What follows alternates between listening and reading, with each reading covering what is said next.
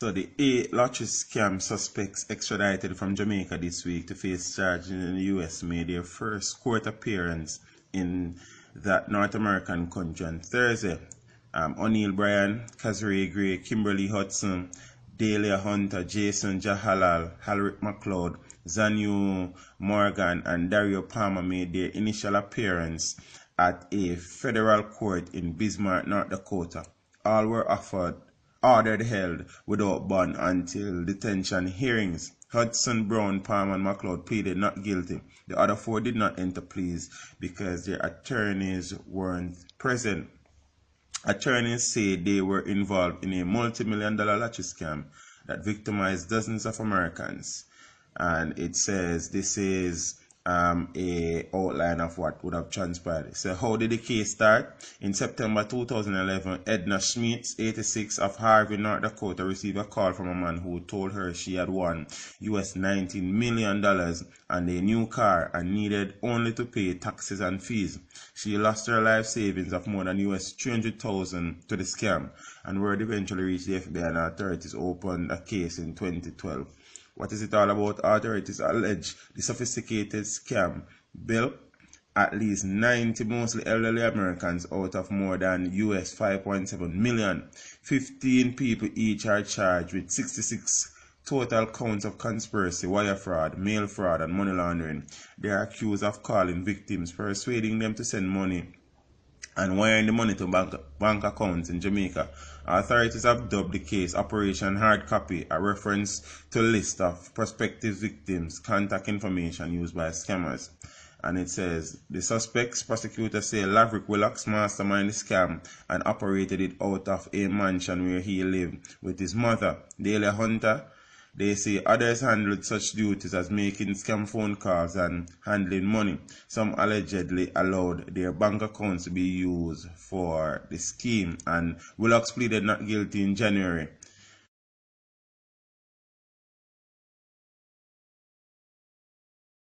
So peeps, these are some of the quote-unquote big fish in the lottery scam game in Jamaica, as one of the representatives from the US Embassy, Victor Polowczyk, I think his name is, stated that them don't really want a little man, and may I quote him exactly what him say. You understand, and the big fish them him want, the people them were initiated and started the whole lottery scam thing from back in 2011 and are the masterminds and the muscle and brains behind the whole lottery scam thing. We're seeing where the lottery scam epidemic has engulfed Jamaica, and many lives have been lost as a result of the scam, where people are being killed for lead sheets, and people are being killed for knowing too much, and people are being killed for being too greedy, and all sort of something. You understand me? I say it has led to families being totally wiped out. It has led to so much corruption, where we're seeing even police officers. One of them is a police officer who was extradited. We have seen where many other police officers has been implicated. We've seen also where the US officials are saying that over 400 they say over about 10,000 people are being monitored, and at the moment quite a few of them are even attorneys, and extradition orders are being prepared for a couple of attorneys as we speak. So the thing is far reaching, and it is deeply rooted, and because what they are saying is that the attorneys have been helping these scammers to legitimize, or try to legitimize, the money that they make from scamming, and they too will be facing the long arm of the law. So this will be ongoing for a while. It is the largest number that has been extradited at any one point since the upheaval of the lottery scam activities. We've seen where the lottery scam task force in Jamaica has been making inroads and have been arresting quite a number of people and seizing a lot of assets. However, it continues, and as long as the criminals are able to get the money, they will continue to try. Because you know what thing go, peeps. You understand? So these are the 8 that were extradited on Thursday. They would have faced the courts well, 4 of them would have faced the court, but 4 of them did not because they had no legal aid attorney present at the time. So they have been detained until further hearing. I know, so they might get released and for no reason at all still. But that is the situation. So it is one of them things. They are dissuading and persuading people to stop. And if you're involved, stop. You understand what I say? So Victor Polochek actually leaves with the last words. Unique is that we've not just gone after the scammers, but some of the people providing support. As you know, there's a police constable who's part of this extradition case. That shows that no one is above the law, and that if you provide support to these scammers, together we're going to find you, we're going to identify you, and we're going to get you onto a plane back to the United States. We're very happy to see that Jamaica is moving towards a plea bargaining system.